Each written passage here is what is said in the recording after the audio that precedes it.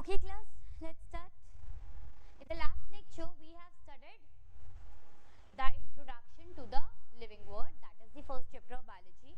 फटाफट से इसका क्विक रिकैप लेंगे, प्रॉपर्टीज को फिनिश करेंगे and then we'll advance towards the second part of the chapter. ठीक है, तो पहले what is living world made up of variety of life form which is technically known as biological diversity.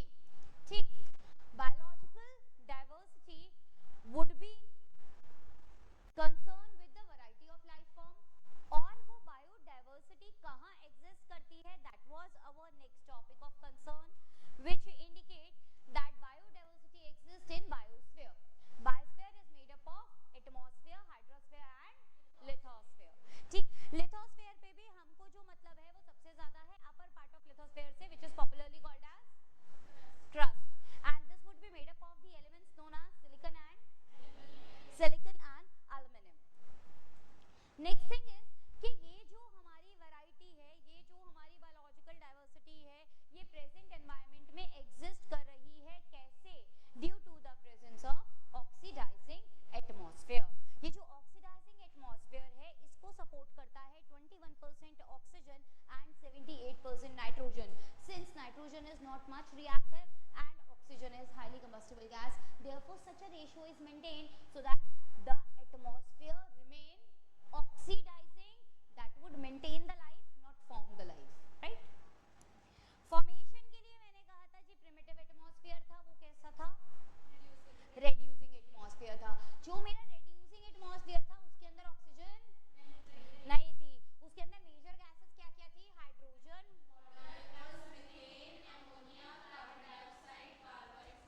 Excellent. उसके अंदर था हमारे पास में hydrogen, water vapour, methane, ammonia, carbon dioxide, carbides and hydrogen cyanide, जिसके अंदर हमें जो चीफली मतलब है वो मतलब है वाटर वेपर से और कार्बन डाइऑक्साइड से. For our understanding for now, operon and हेल्डेन sir ने कहा था कि पहले क्या होगा? केमिकल बनेंगे, फिर क्या बनेगी? लाइफ बनेगी.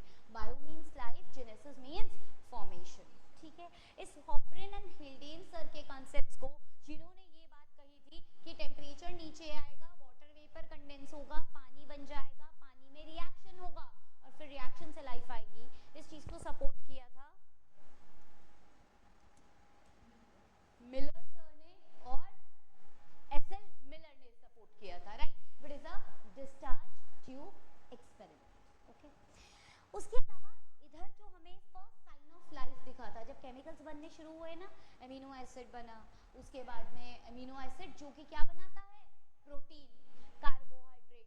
उसमें भी जो पहला साइन ऑफ लाइफ था जिससे हमें लगा कि हाँ लाइफ एग्जिस्ट करेगी, वो था, पहले भी हमने बात की थी, RNA which is simpler than DNA. DNA and RNA both are nucleic acid, जिसकी डिटेल हम बायोमोलिक्यूल चैप्टर में पढ़ेंगे. ओके, फिर हमने बोला था जी प्रोजीनोड्स थे जो सबसे पहले आए थे, कीमो हेटेरोट्रॉफ थे, सूपी सी इनका मील था और एनारोबिक इनका रेस्पिरेशन.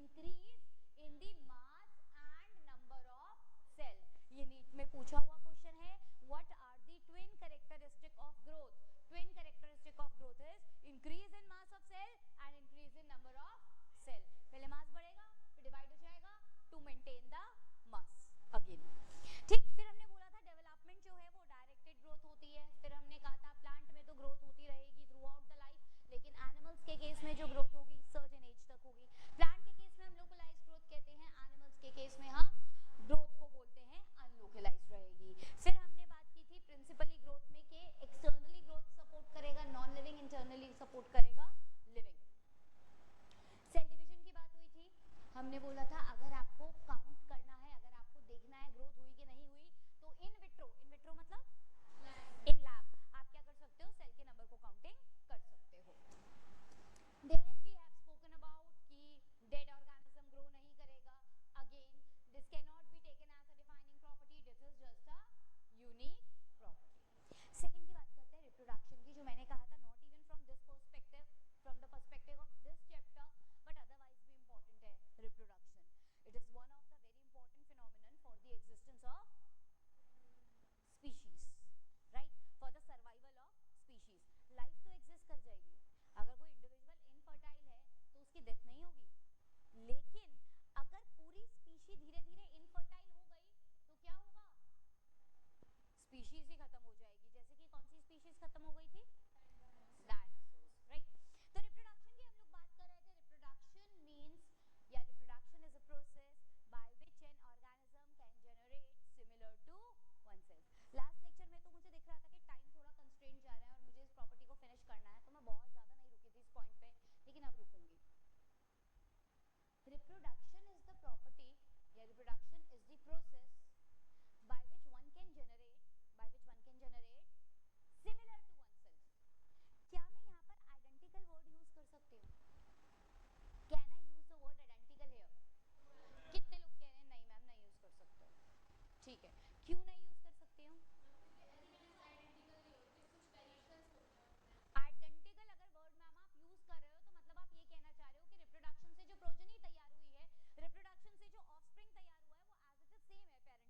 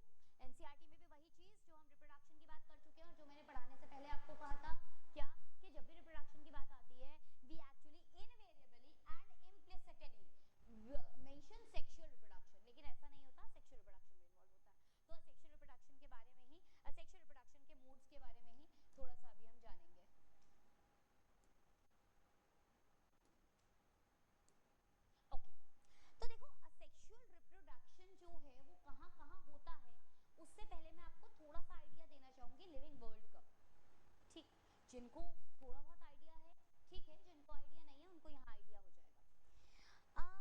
हमने चैप्टर शुरू करने से पहले एक बात कही थी, हमने कहा था कि बेटा लिविंग वर्ड के मेंबर्स गिना दो, और फिर हमने अंत क्या निकाला था उसका कि अगर कल भी हो जाए तो भी सारे लिविंग ऑर्गेनिजम्स के नाम नहीं बोल पाएंगे।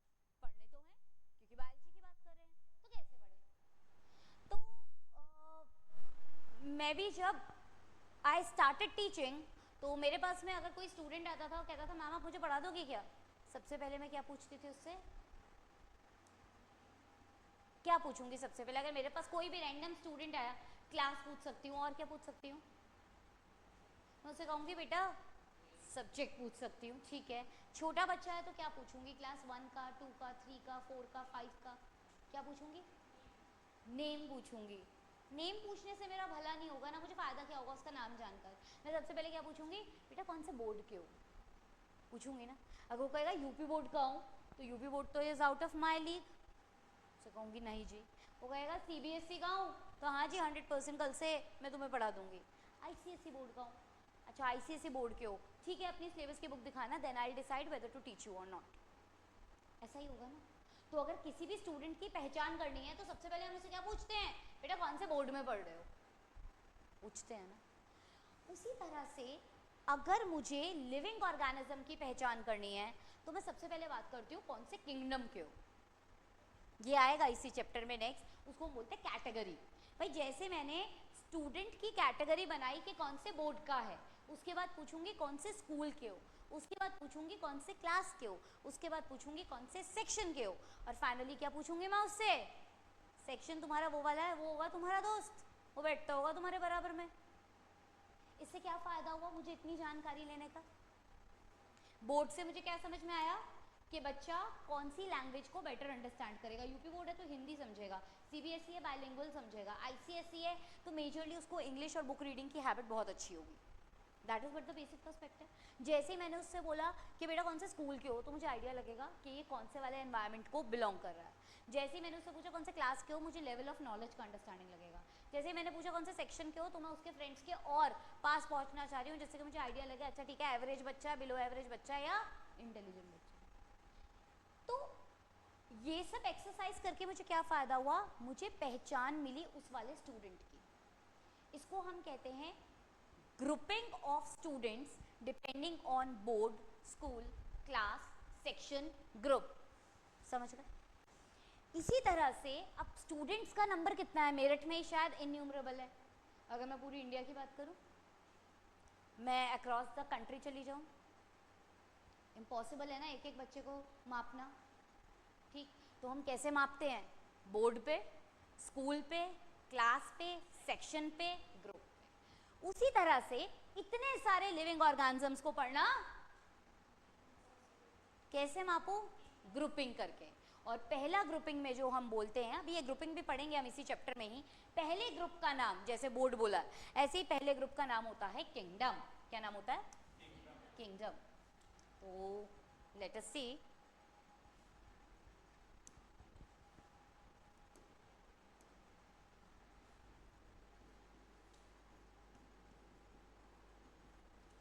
हमारे पास मेजरली लिविंग ऑर्गेनिजम्स के 5 किंगडम होते हैं। ये मैं आपको सेक्सुअल रिप्रोडक्शन से पहले इसलिए बता रही हूँ क्योंकि ये वर्ड्स में यूज़ करूँगी अभी। ठीक, क्या क्या 5 किंगडम होते हैं? Monera, protista, fungi, Plantae and animalia. ये 5 किंगडम हमें नोन है। कैसे बने, कहाँ से आए, ये सब डिटेल डिस्कस करेंगे। अभी फ़िलहाल के लिए 5 किंगडम नोन है। मैम हमने तो इनका नाम नहीं सुना आज तक।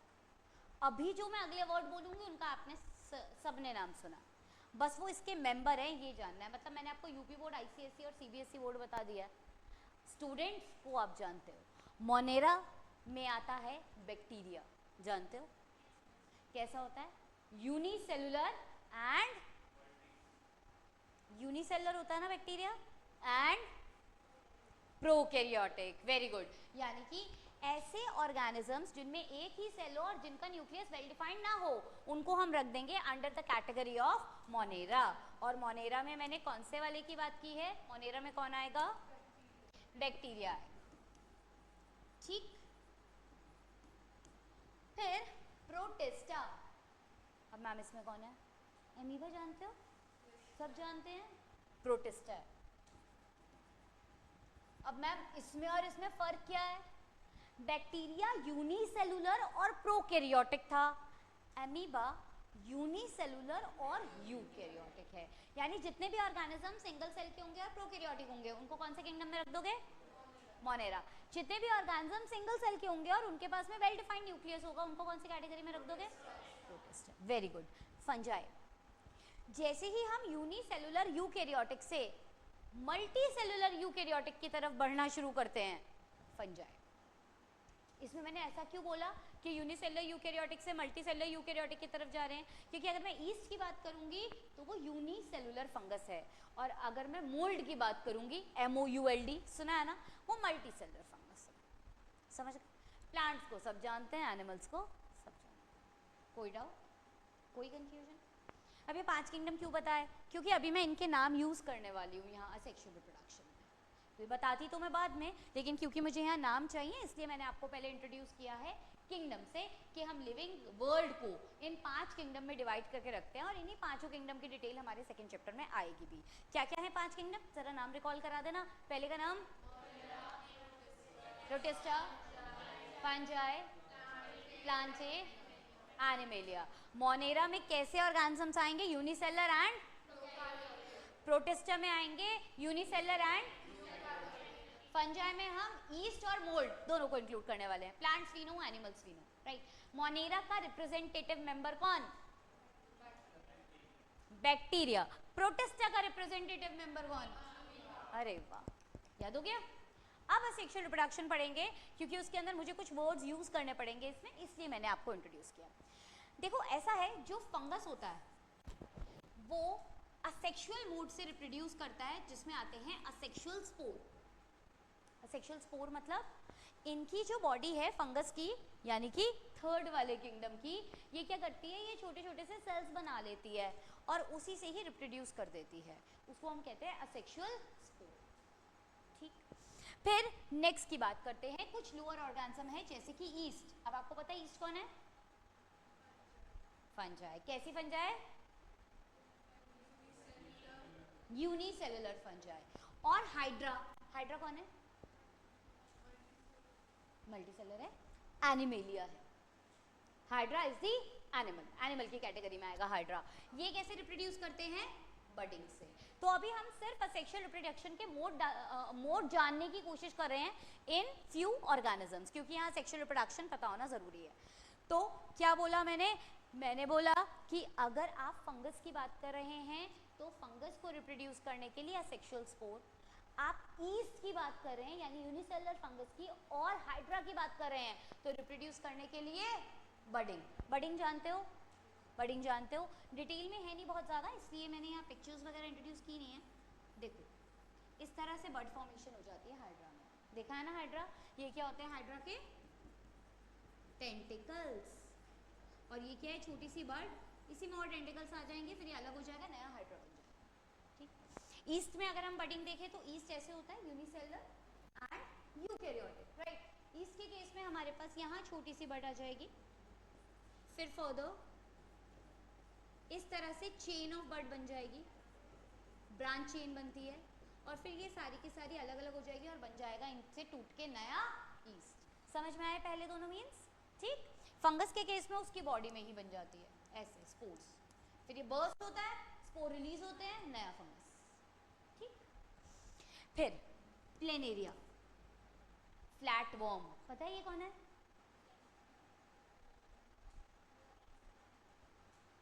Planaria is again the animal. Planaria और हाइड्रा हमारे लोअर एनिमल्स होते हैं। ठीक। ठीक। ये रिप्रोड्यूस करता है ट्रू रीजनरेशन से।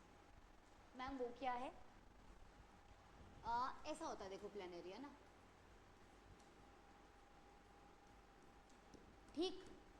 अब ये टूट जाता है ऐसे पार्ट्स में, और फिर हर एक पार्ट से न्यू प्लेन एरिया आ जाता है। पढ़ा था ना बेटा ये 10th में तुमने? सबने पढ़ा है ना? Very good. तो इस तरह से हमारे पास अलग अलग सेक्सुअल रिप्रोडक्शन के मोड होते हैं जो आपको इस स्लाइड पे मिले हैं। अभी मैं आपको प्लांट में भी बताऊंगी sexual reproduction in the next slide. फिलहाल ये बताओ, ये वाली स्लाइड के सेक्सुअल रिप्रोडक्शन मोड क्लियर हुए? पहला क्या बोला? पहले हमें बताओ 5 किंगडम के नाम क्या क्या हैं?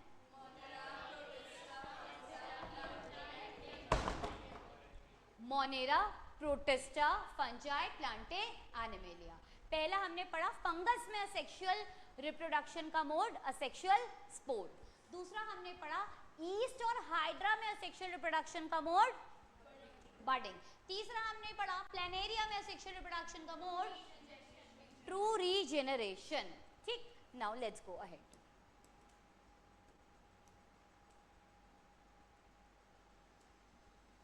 अब हमारे पास में लिखा नहीं है यहाँ पर, लेकिन मैं आपको बता देती हूँ। प्रोटोनिमा ऑफ मॉस, क्या बोला मैंने?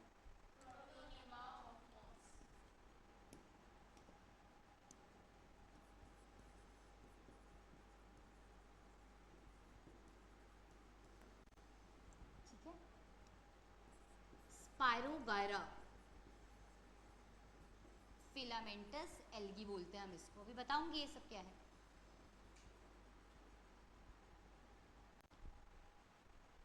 और कुछ फंगस भी देखो, स्पायरोगायरा एल्गी है, प्लांट का सबसे सिंपल फॉर्म एल्गी होता है।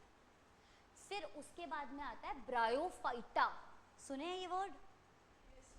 ब्रायोफाइटा नहीं सुने? हाँ, नहीं। Thallophyta, bryophyta, pteridophyta, gymnosperm, angiosperm, ये 5 प्लांटे किंगडम के फर्दर सब कैटेगरी होती है। जैसे बोर्ड का स्कूल था, ऐसे ही प्लांटे किंगडम की 5 कैटेगरी होती हैं। थैलोफाइटा मतलब एल्गी, थैलोफाइटा मतलब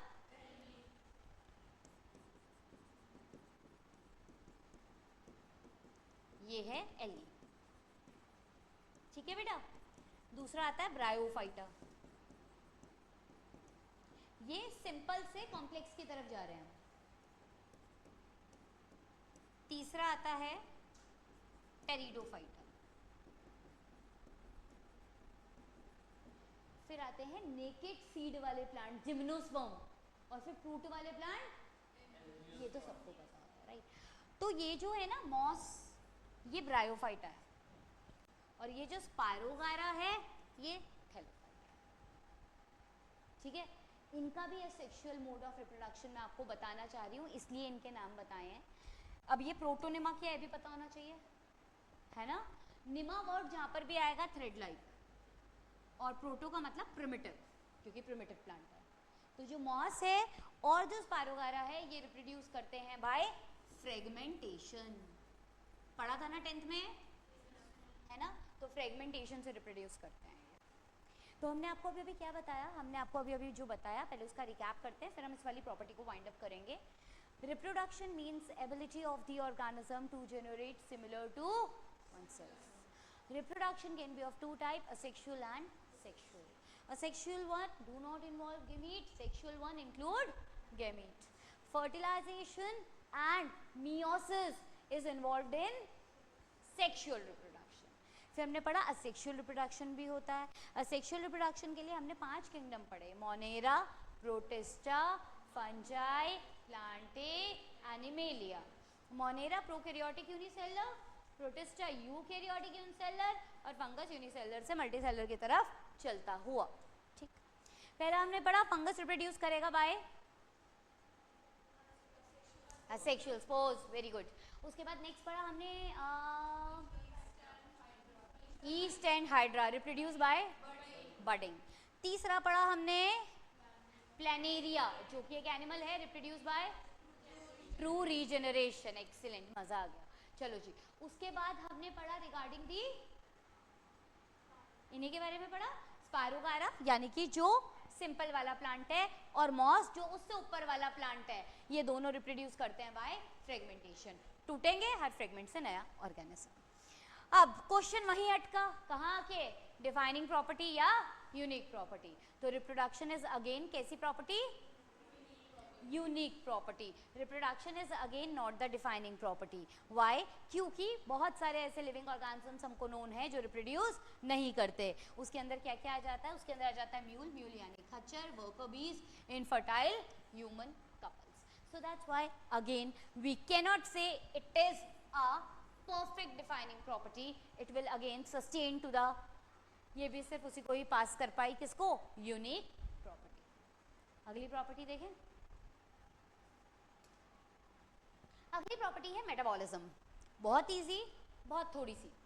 मेटाबॉलिज्म वर्ड से आपको कुछ याद आ रहा है? सोचो, मेटाबॉलिज्म वर्ड से कुछ याद आ रहा हो?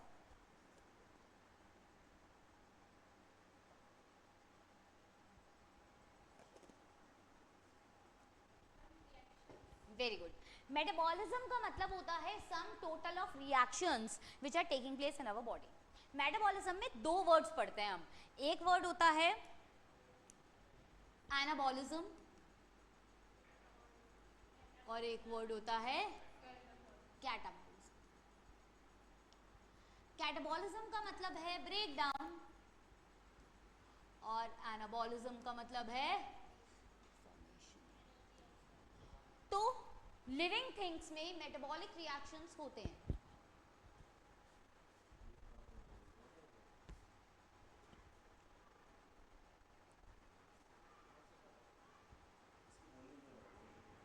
अच्छा, अभी भी आवाज नहीं आ रही है?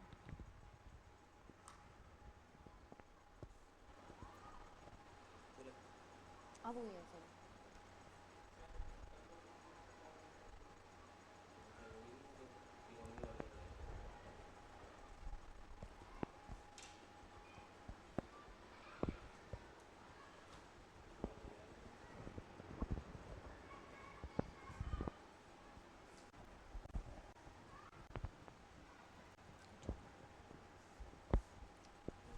ठीक है, तो लिविंग थिंग्स में मेटाबॉलिक रिएक्शंस होते हैं। ठीक, metabolism is again the key feature of the living organism. अब यूनिक है कि डिफाइनिंग है, उसके लिए हमें ये समझना पड़ेगा कि चीजें बन रही हैं और चीजें टूट रही हैं। तो क्या चीजों का बनना और चीजों का टूटना आउटसाइड द लिविंग ऑर्गेनिज्म भी पॉसिबल है? यस और नो? कितने लोग कहेंगे हाँ मैम, चीजें तो टूट और बन आउटसाइड दी लाइफ भी सकती है, आउटसाइड द लिविंग ऑर्गेनिज्म भी सकती हैं। Obviously the things can break down and the things can form even outside the living organism and they are even happening within the living organism. तो अब unique property कहूं कि defining property कहूं? तो फिर तो यूनिक ही कहना पड़ेगा, डिफाइनिंग तो कह नहीं सकते। लेकिन यहाँ ट्विस्ट है। क्या ट्विस्ट है? देखो, एक रिएक्शन टूटना या बनना ये तो आउटसाइड द बॉडी हो जाएगा, लेकिन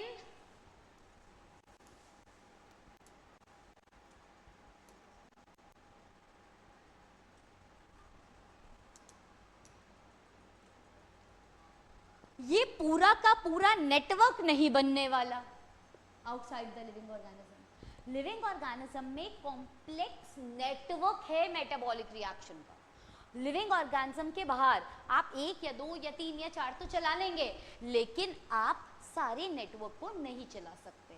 सो मेटाबॉलिज्म या आई शुड से metabolic network is the defining property of living organism.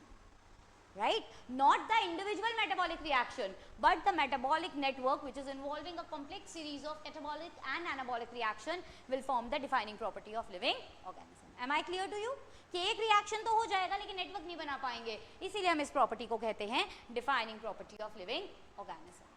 यही है हमारा एनसीईआरटी का पर्सपेक्टिव भी, जो यही बात कहना चाह रहा है कि जो कन्वर्जेंस है इनको केमिकल रिएक्शंस बोलते हैं. Thousand of metabolic reactions simultaneously होते हैं लिविंग ऑर्गेनिज्म में, चाहे वो यूनिसेलुलर हो चाहे वो मल्टीसेलुलर हो. That's why metabolism is a defining feature of living organism with no exception. समझ रहे? रिप्रोडक्शन में एक्सेप्शन था और जो हमारा पहला वाला था ग्रोथ, उसमें तो हो ही रहा था नॉन लिविंग में, लेकिन यहाँ पर कोई भी एक्सेप्शन नहीं है. It becomes the defining property. Next बात करते हैं सेलुलर ऑर्गेनाइजेशन की. इसमें हम बोलते हैं कि living organisms are made up of one or more cells and it is again the defining feature, क्योंकि सेल्स हमें बाहर नहीं मिलेंगे, जो कॉम्पोजिशन हमारी बॉडी में सेल की है वो हमारी बॉडी में ही मिलेगी। अगेन द चार्ट जो हम ऑलरेडी पढ़ चुके हैं, राइट? कहाँ से कहाँ? ऑर्गेनिज्म से, ऑर्गन सिस्टम से, ऑर्गन से, टिश्यू से, सेल से, मॉलिक्यूल, मॉलिक्यूल से, and here enters the next property, consciousness. क्या होता है कॉन्शियसनेस?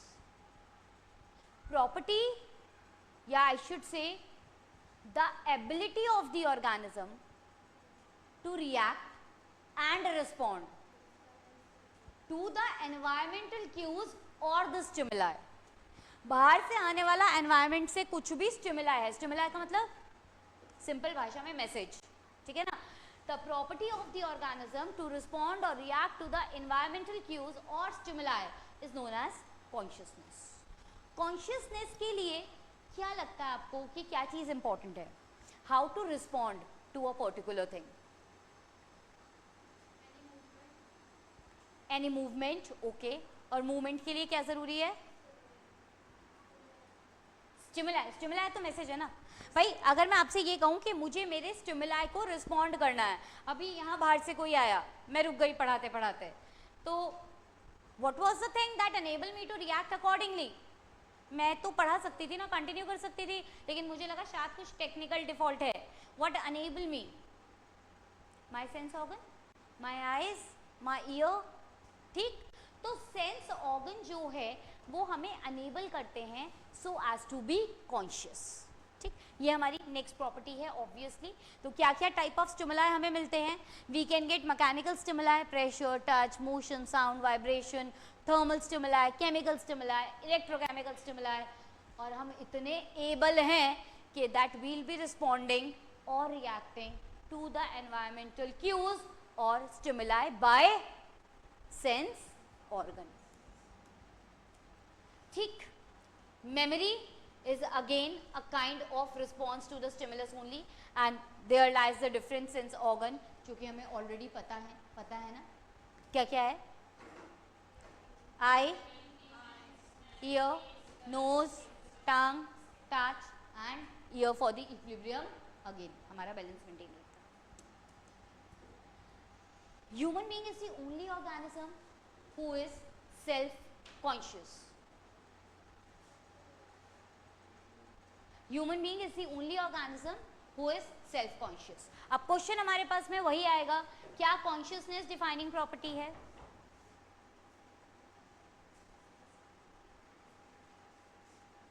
या यूनिक प्रॉपर्टी है? क्यों? क्या हमारे अलावा और कोई कॉन्शियस है? क्या हमारे अलावा और कोई एनवायरनमेंट के स्टिमुलस को रिस्पॉन्ड या रिएक्ट कर सकता है? हाँ जी, प्लांट्स, लिविंग ऑर्गेनिजम्स है ना वो भी। तो लिविंग ऑर्गेनिजम्स की ही हम बात कर रहे हैं। क्या इसे डिफाइनिंग प्रॉपर्टी बोलोगे या इसको यूनिक प्रॉपर्टी बोलोगे? डिफाइनिंग बोलोगे, यूनिक नहीं बोलोगे इसे, because it is not shared by any non-living form or it is not having any exception. So what was the property that we are reading about? We were reading about what? We were reading about the consciousness, right? What is consciousness? Consciousness means ability to respond or react to the environmental cues or the stimuli, ठीक? ये जो हमारा react करने का process है, it will be depending upon what? It will be depending upon the sense organs, ठीक? और ये जो कॉन्शियसनेस है ये केवल हमें लिविंग बींग्स में ही मिलती है, रेदर ह्यूमन बींग में तो सेल्फ कॉन्शियसनेस मिलती है। Human being is the most aware or I should say most understood organism. Okay, reasonable enough?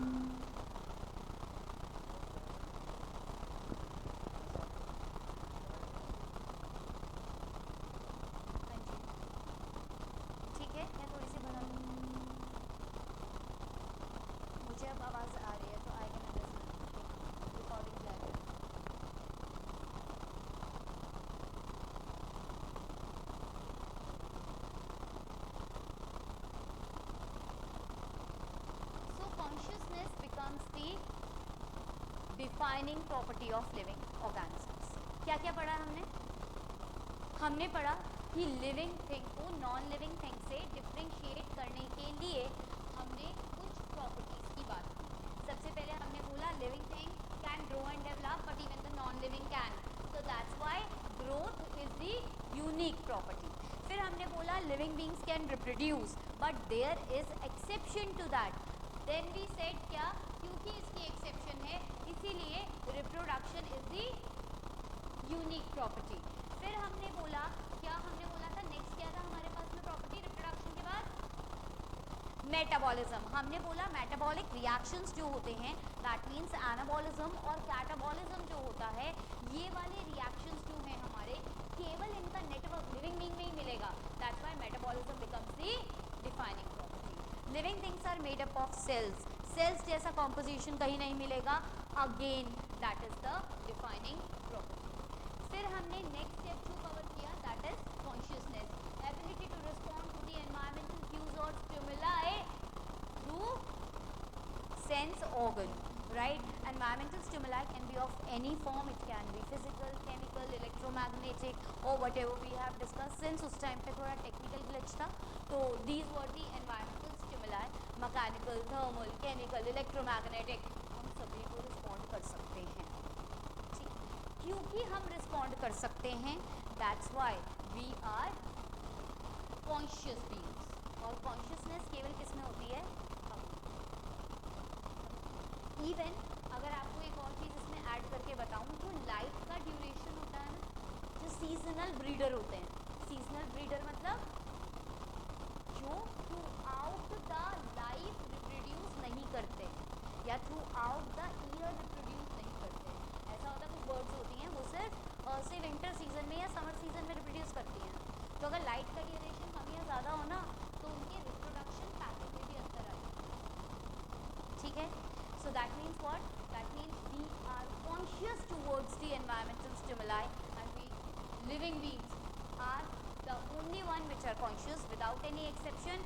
Therefore consciousness becomes कैसी property? Defining। Thus conclusively मैं क्या कह सकती हूँ? Conclusively मैं ये कह सकती हूँ कि living beings are self-regulating, self-regulating है, अपने आप को रेगुलेट कर रहे हैं, evolving, evolving क्यों, अगर टेम्परेचर दोबारा से रिड्यूसिंग हो गया तो इवॉल्व कर जाएगा, self-replicating and interactive beings। ये लाइन हमसे पूछी गई है नीट में, इसलिए मैंने इस वाली लाइन को बहुत ज़्यादा हाईलाइट करके बताया आपको। पहली बात कैसे हैं सेल्फ, बात कैसे हैं इवॉल्व, तीसरी बात कैसे हैं सेल्फ, और चौथी बात कैसे हैं रेगुलेटिंग है, पता है हमें ग्रोथ है, डेवलपमेंट है, रिप्रोडक्शन है, इवॉल्विंग है, पता है हम इवॉल्व भी करके यहाँ तक पहुँचे हैं, रेप्लिकेटिंग है क्योंकि फर्स्ट फॉर्म ऑफ लाइफ जब आई तो उसमें डुप्लीकेशन की एबिलिटी तो होगी तभी तो आई, लेकिन इंटरैक्टिव को थोड़ा सा और टैप करते हुए सेल की प्रॉपर्टी उसकी ऑर्गेनलीज के इंटरैक्शन से आती है, ठीक है, और टिश्यू की प्रॉपर्टी सेल के इंटरैक्शन से आती है, और हमारी प्रॉपर्टी ऑर्गन्स के इंटरैक्शन। अगर हम आपस में इंटरैक्ट ना करें डिफरेंट कंपोनेंट तो वी आर नॉट सस्टेनिंग, तो we are, that means we are not sustaining obviously, that means living organisms are self-regulating, evolving, self-replicating and interactive beings। क्या आपको भी इको आ रहा है? तो is it creating a problem? Yes or no? नहीं? ठीक है, प्रॉब्लम हो रही हो तो बता देना, समझ में आ गई बेटा इतनी बात, कोई कंफ्यूजन तो नहीं है। दैट मीन्स जो हमारा बायोलॉजिकल पैराडाइज है उसके अंदर खूब सारे लिविंग ऑर्गेनिजम्स हैं जो कि एक दूसरे से लिंक हैं through the similarity in the genetic material. अब जेनेटिक मटेरियल क्या होता है ये आपको पता है, क्या होता है जेनेटिक मटेरियल? क्रोमोसोम, डीएनए और जीन। आ गया ना, जीन वर्ड बार बार कहीं ना कहीं से आ ही जाएगा। तो इसी वाले लिविंग पैराडाइज को हम लोगों को अब स्टार्ट करना है पढ़ना। हमें जानना है कि अब इसे पढ़ाई कैसे किया जाए। अभी तक हमने क्या क्या पढ़ा, जस्ट आपको एक कंक्लूसिव देते हुए थ्रू द फर्स्ट पार्ट। अभी तक हमने पढ़ा नंबर वन थिंग कि लिविंग वर्ल्ड में क्या पढ़ने वाले हैं, कि बायोलॉजिकल डाइवर्सिटी पढ़ने वाले हैं। बायोलॉजिकल डाइवर्सिटी कहाँ एग्जिस्ट कर रही है, बायोस्फीयर में एग्जिस्ट कर रही है। प्रेजेंट एनवायरनमेंट कैसा है, ऑक्सीडाइजिंग इन नेचर है। इनिशियल एनवायरनमेंट कैसा था, रिड्यूसिंग था। ठीक, किन्होंने कहा कि लाइफ जो है उसके अंदर पहले केमिकल्स बनेंगे और बाद में लाइफ आएगी, मिलर ने तो एक्सपेरिमेंट दिया, ऑपरेनर हेल्डेन ने कहा, और मिलर ने उनकी बात को एक्सपेरिमेंटली प्रूव कर दिया। फिर हमने कहा ठीक है भाई ये तो लाइफ आ गई, अब लाइफ आ गई तो इसे नॉन लिविंग से कैसे डिफरेंशिएट करें। नॉन लिविंग से डिफरेंशिएट करने के लिए हमने कुछ प्रॉपर्टी पढ़ी। Property number 1, growth and development का twin characteristic, increase in mass and increase in number of cells, right. Growth जो है एक्सटर्नली होगी, इंटरनली होगी इन। अगर मुझे इन विट्रो जानना है ग्रोथ हुई कि नहीं हुई तो मैं कैसे पता करूंगी, very good, counting the number of cells, अगर मुझे लैब में जानना है तो, राइट। उसके बाद फिर हमने बात की थी सेकेंड प्रॉपर्टी की, विच इज रिप्रोडक्शन। रिप्रोडक्शन में हमने सेक्शुअल रिप्रोडक्शन में डिफरेंस पढ़ा था। हमने ये पढ़ा था कि अगर ईस्ट को रिप्रोड्यूस करना है तो कैसे रिप्रोड्यूस करेगा, प्लानेरिया को रिप्रोड्यूस करना है तो, लोअर प्लांट्स को रिप्रोड्यूस करना है तो, लोअर प्लांट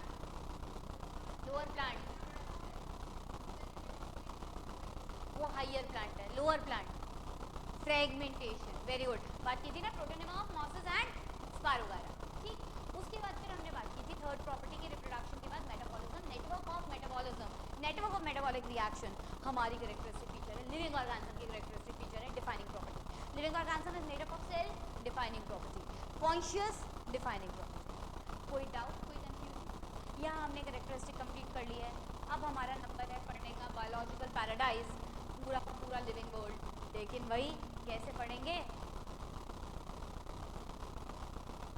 कैसे पढ़ेंगे, क्लासिफिकेशन से पढ़ेंगे, ठीक है ना, क्योंकि इतने सारे लिविंग ऑर्गेनिजम्स का एक एक का नाम तो ले नहीं सकते, तो इसलिए कैसे पढ़ेंगे, क्लासिफिकेशन से। जैसे कि अब अभी हमने बात की थी क्लासिफिकेशन इनटू किंगडम, इसी तरह से हम देखेंगे कि किस तरह से हम कन्वीनियंट कैटेगरी में बांटकर अपने लिविंग ऑर्गेनिजम्स को पढ़ सकते हैं। तो उसको किस तरह से सेग्रीगेट करके हम उसकी पढ़ाई करेंगे, that is what the second part will deal about. First part of the chapter is completed here. तो let us take few questions, let's see कि हमें कितने आंसर आते हैं।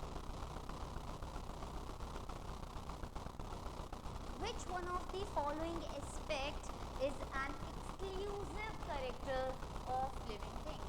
Exclusive का मतलब क्या होता है, पहले ये सुनो। Exclusive वर्ड आया था ना, म्यूचुअली एक्सक्लूसिव, एक्सक्लूसिव मतलब अलग अलग। तो ये पूछ रहे हैं ऐसा कौन सा एस्पेक्ट है जो कि एक्सक्लूसिव कैरेक्टर होगा लिविंग ऑर्गेनिज्म का। क्या कह रहा है ये, isolated metabolic reaction occur in vitro. तो ये गलत है कि सही है, गलत है, क्योंकि एक तो आइसोलेटेड बोल दिया और एक लैब में बोल दिया, और बात कर रहे हैं लिविंग थिंग्स की, तो लैब वाला एस्पेक्ट से भी गलत हो गया और आइसोलेटेड से भी गलत हो गया। Increase in mass from inside only, from inside only गलत है। Perception of event happening in the environment and their memory, events को पहचानना और उसके बाद उसे मेमोराइज भी करना। Increase in mass by accumulation of material both on surface as well as internally. ज्यादा करेक्ट क्या लग रहा है इन दोनों में से, इन दोनों में ही कंफ्यूज हो रहे हो ना, तो जो ज्यादा करेक्ट लग रहा है दैट इज द आंसर। बहुत सारे आपको एमसीक्यू ऐसे आंसर्स देंगे जिसमें आप कंफ्यूज रहोगे कि ये है आंसर कि ये है, उसमें आपको ज्यादा करेक्ट आंसर ढूंढना होगा, ऐसे एमसीक्यूज भी आते हैं हमारे पास।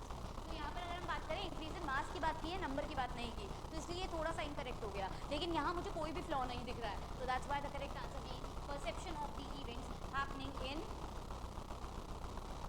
The environment and their memory. समझ गए? कोई डाउट, कोई कंफ्यूजन इस क्वेश्चन में? Let us go ahead with the next question. ज़्यादा आगे आ गए थे। Okay. The living organism can be unexceptionally distinguished from the non-living things on the basis of their ability for, कह रहा है लिविंग ऑर्गेनिजम्स को मैं अनएक्सेप्शनली डिस्टिंग्विश कर सकती हूँ नॉन लिविंग ऑर्गेनिज्म से, ठीक, on the basis of their ability for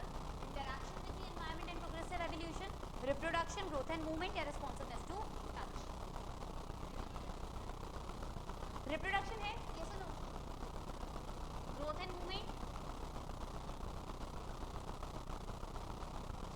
responsiveness to touch, interaction with environment and progressive evolution. इन दोनों में डाउट आ रहा है. क्या कह रहे हैं? लिविंग थिंग्स को अनएक्सेप्शनली डिस्टिंग्विश कर सकते हैं on the basis of their ability for, कि इसमें तो कोई एक्सेप्शन ही नहीं है. ए के डी, कितने लोग ए को सपोर्ट कर रहे हैं, कितने लोग डी को सपोर्ट कर रहे हैं? Okay okay. और फर्स्ट वाला क्यों नहीं? Interaction with the environment and progressive evolution.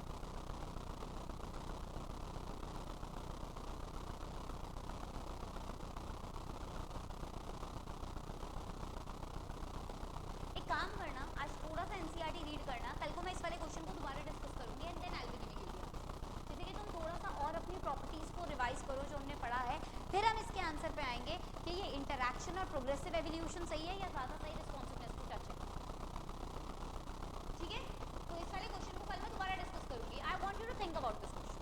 ठीक, चलिए नेक्स्ट क्वेश्चन पे आ जाते हैं. Biological organization starts with cellular level, organic level, या फिर एटॉमिक लेवल, या फिर